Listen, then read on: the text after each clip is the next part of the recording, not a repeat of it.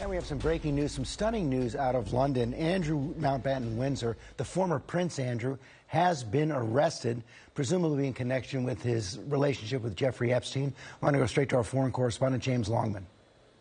Hi, George. Yes, extraordinary news out of the UK this morning. The former Prince Andrew Mountbatten Windsor, has this morning been arrested on the Sandringham estate where he was living after having been removed, of course, from the home he was living in Windsor. The Thames Valley Police, the police here in the UK, put out a statement. They haven't named him specifically, but they are saying a man in his 60s has been arrested.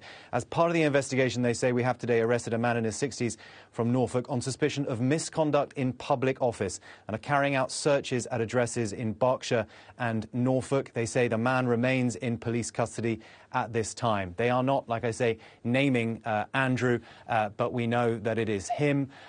This pertains to emails, we believe, that were published recently in the most recent Epstein files published by the Department of Justice, which seem to suggest, they allege that Andrew was forwarding emails to Jeffrey Epstein whilst he was trade envoy here in the UK.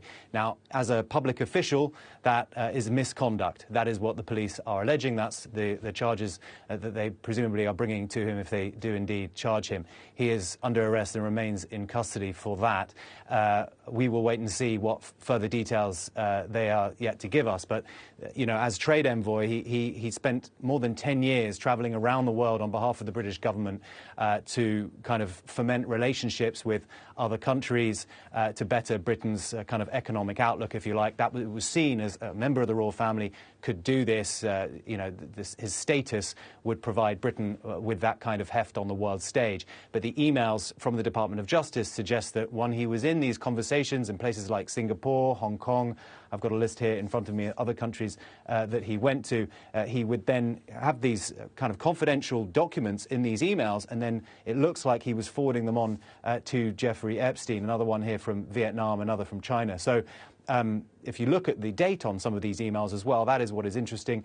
One of them here in front of me from 2010. Of course, that's well after Jeffrey Epstein had already faced charges for soliciting sex from a minor. So that goes to the heart of this entire issue around Andrew and Epstein. The relationship that he had with that convicted sex offender went far beyond the time which he said that he had broken all contact with him.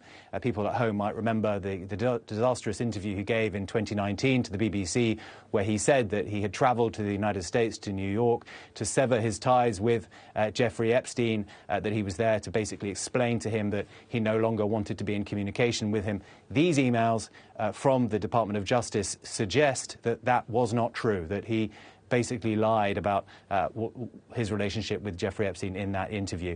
He has always denied, we should say, any wrongdoing when it comes to the allegations about sex trafficking. Virginia Giuffre, of course, the individual who alleged that she was sex trafficked by Epstein for sex with Andrew, he has denied that strenuously.